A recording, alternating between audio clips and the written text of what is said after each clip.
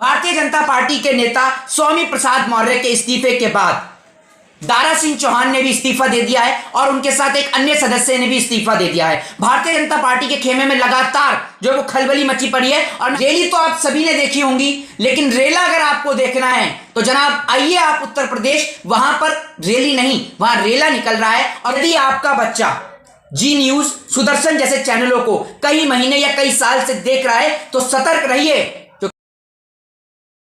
नमस्कार, जय हिंद, जय भारत, वंदे मातरम। मेरा नाम है मोहित शर्मा और आज बात करेंगे प्रधानमंत्री नरेंद्र दामोदर दास मोदी जी यानी भारतीय जनता पार्टी के प्रधानमंत्री। जी हाँ, आप कहेंगे कि भारतीय जनता पार्टी के प्रधानमंत्री कैसे? जी हाँ, वो भारतीय जनता पार्टी के ही प्रधानमंत्री हैं क्योंकि वो देश के हित के लिए कोई कदम नहीं उठाते। वो बिजनेसमैन के प्रधानमंत्री हैं, वो बड़े बड़े उद्योगपतियों के प्रधानमंत्री हैं, वो अंबानी और अडानी के प्रधानमंत्री हैं, वो भारतीय जनता पार्टी के प्रधानमंत्री हैं। वो भारतीय जनता पार्टी के प्रधानमंत्री नरेंद्र मोदी जी जो कोरोना को लेकर लंबे लंबे भाषण दिया करते हैं, जो कोरोना को लेकर सोशल डिस्टेंसिंग का पालन करने की बात कहते हैं, जो लोगों से ताली थाली भी बजवाते हैं, और वो प्रधानमंत्री जी जो लोगों से वैक्सीन लगवाने की बात करते हैं और लोगों को मास्क लगाने की सलाह देते हैं, उन्हीं भारतीय जनता पार्टी के 5 स्टार होटल। अब आप सोचेंगे भारतीय जनता पार्टी का 5 स्टार होटल कौन सा आ गया, तो मैं आपको बता देता हूं। दिल्ली के भारतीय जनता पार्टी के कार्यालय के अंदर मैं आपको बता दूं तो 42 लोग, जी हां 42 लोग जो हैं वो कोरोना संक्रमित निकले यानी कोरोना पॉजिटिव निकले हैं। तो आज सबसे बड़ा सवाल ये कि तबलीगी जमात के नाम पर देश के अंदर अगर कोई भी बात हो, कोई भी मुद्दा हो, देश में कुछ भी हो रहा हो तो मुस्लिम जिम्मेदार, देश में कहीं किसी के पास खाने को रोटी नहीं तो मुस्लिम जिम्मेदार, कहीं भी कुछ भी हो तो उसको मुस्लिम जिम्मेदार ठहराने वाली देश की मीडिया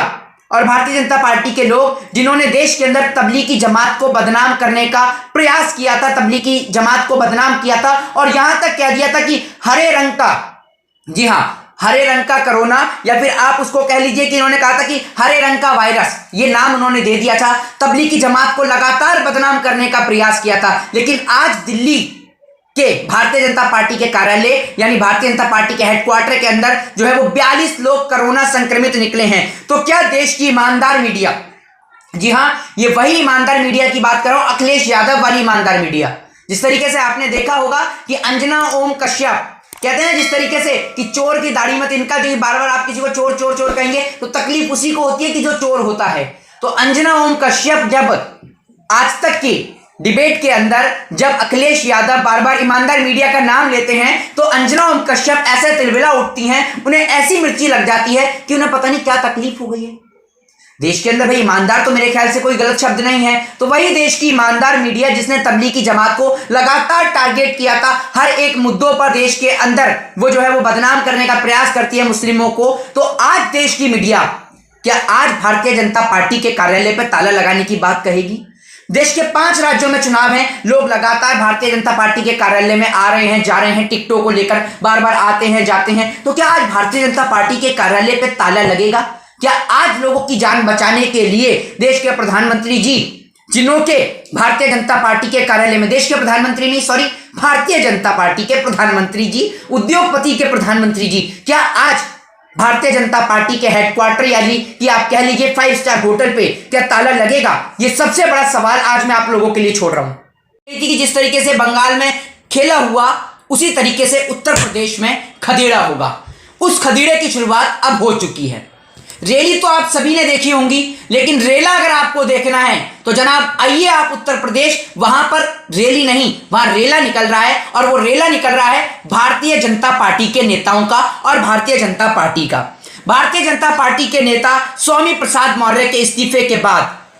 दारा सिंह चौहान ने भी इस्तीफा दे दिया है और उनके साथ एक अन्य सदस्य ने भी इस्तीफा दे दिया है। भारतीय जनता पार्टी के खेमे में लगातार जो वो खलबली मची पड़ी है और मैं आपको बता दूं दारा सिंह चौहान ये भी मंत्री थे भारतीय जनता पार्टी में जिन्होंने अपने पद से इस्तीफा दे दिया है। और अब तक तो आपने इस देश के अंदर एमएलए जो है वो बिकते हुए देखे थे, आपने इस देश के अंदर एमएलए को उठाते हुए गुंडों को देखा था, नहीं वो गुंडे भारतीय जनता पार्टी के गुंडे। और अब मैं आपको बता दूं कि इस देश के अंदर जो एमएलए हैं वो गायब भी हो रहे हैं। बीजेपी के विधायक विनय शाक्या, जी हां बीजेपी के विधायक विनय शाक्या की बेटी रिया शाक्या ने आरोप लगाया है कि उनके पिता जो हैं वो गायब हैं। यानी भारतीय जनता पार्टी के खेमे में स्वामी प्रसाद मौर्य के पार्टी के इस्तीफा देने के बाद, दारा सिंह चौहान के इस्तीफा देने के बाद भारतीय जनता पार्टी का जो खेमा जो है वो तलबला उठा है, क्योंकि अब उत्तर प्रदेश के मुख्यमंत्री योगी आदित्यनाथ की कुर्सी यानी देश को जलाने वालों की कुर्सी अब खतरे में आ चुकी है, क्योंकि सब लोग समझ चुके हैं कि ना ये हिंदू के हैं, ना मुस्लिम के हैं, ना सिख के हैं, ना ईसाई के हैं, ये किसी के भी नहीं है जनाब। अगर आप समझते हैं कि ये हिंदूवादियों की सरकार है तो आज इनके हिंदू राष्ट्र की भी पोल खोल देते हैं, इनकी हिंदुत्व की भी पोल खोल देते हैं।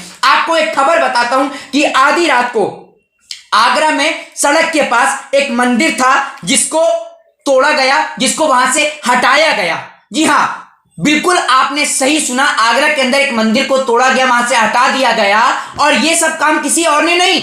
ये काम आप समझ रहे हैं क्योंकि आप समझ ही गए होंगे कि आगरा में यानी उत्तर प्रदेश के अंदर जो है वहां पर नरेंद्र मोदी जी की सरकार यानी योगी आदित्यनाथ की सरकार है, जो अपने आप को भगवाधारी बताते हैं। भैया, उन्हीं भगवाधारी के राज में कई साल पुराने मंदिर को वहां से हटाया गया, और जब देर रात वहां पर हिंदूवादी लोग वहां पर पहुंचे, वहां हनुमान चालीसा का पाठ किया और उसके बाद में वहां जो है उन्होंने आत्महत्या करने की कोशिश करी, तो भैया पुलिस ने क्या काम किया? पुलिस ने वहां भी उनका खदेड़ा करना शुरू कर दिया। पुलिस ने उन तमाम लोगों को गिरफ्तार किया और गिरफ्तार कर उन्हें पुलिस उठाकर ले गई। और आपको एक बात बता दें कि ये मंदिर तोड़ने का जो आदेश है नगर निगम के द्वारा दिया गया है, भारतीय जनता पार्टी के जो भाजपा के जो मेयर है उनके द्वारा दिया गया है। तो आप इस बात को समझिए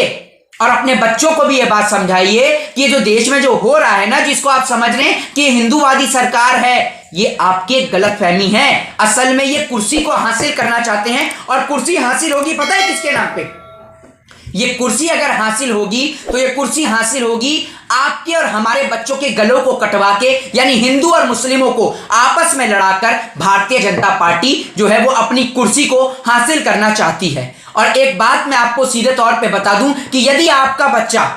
जी न्यूज, सुदर्शन जैसे चैनलों को कई महीने या कई साल से देख रहा है तो सतर्क रहिए, क्योंकि आपका बच्चा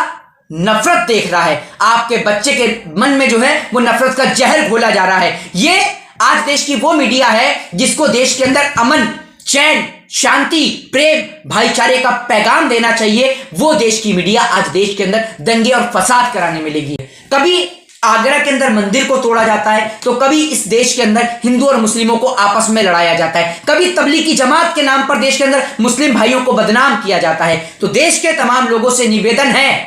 कि अपने बच्चों को आप समझाइए और अपने बच्चों को इस प्रकार की गंदी राजनीति से, यानी भारतीय जनता पार्टी की गंदी राजनीति से दूर रखिए। वही खदेड़ा गोवा में भी हो रहा है और वही खदेड़ा पंजाब में भी हो रहा है। तो हर जगह से भारतीय जनता पार्टी का खदेड़ा हो रहा है, भारतीय जनता पार्टी का रेला निकल रहा है, भारतीय जनता पार्टी के नेताओं का स्वागत पुराने जूते और चप्पलों की मालाओं से किया जा रहा है। तो देश के लोगों से निवेदन है हाथ जोड़कर कि ऐसी सरकार जो देश के अंदर आपके बच्चे अगर स्कूल चले जाएंगे तो कोरोना फैल जाएगा, लेकिन अगर वहीं रैलियां होंगी, बड़े बड़े चुनावी प्रचार होंगे तो कोई कोरोना नहीं होगा, क्योंकि अगर पढ़ेगा इंडिया तो भाजपा के गवारों से सवाल पूछेगा इंडिया, और भाजपा के गवारों के पास इन सवाल का कोई जवाब नहीं है। तो अपने बच्चों को बेहतर शिक्षा दीजिए, बेहतर एजुकेशन दीजिए, और इन भाजपा के नेताओं से सवाल कीजिए कि दंगे और फसाद में आपके बच्चे क्यों नहीं जाते, दंगे और फसाद में आपके नेताओं के बच्चे क्यों नहीं जाते, और आरएसएस के अंदर आपके बच्चे क्यों नहीं जाते। क्यों इस देश के अंदर लॉकडाउन लगता है तो आपके बच्चे विदेश की ऑक्सफोर्ड यूनिवर्सिटी, बड़ी बड़ी हार्वर्ड यूनिवर्सिटी में पढ़ते हैं, क्यों आपके बच्चे